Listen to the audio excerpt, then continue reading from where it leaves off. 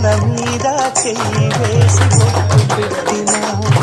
తాళి బొట్టు మెడను కట్టి బొట్టు పెట్టినా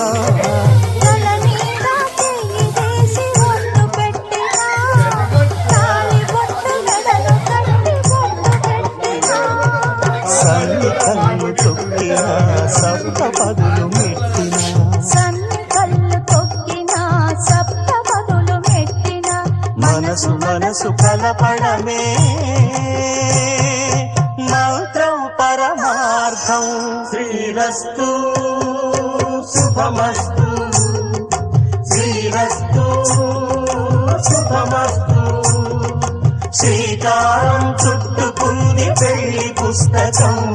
ఇక ఆకారం దాచుతుంది కొత్త జీవితం.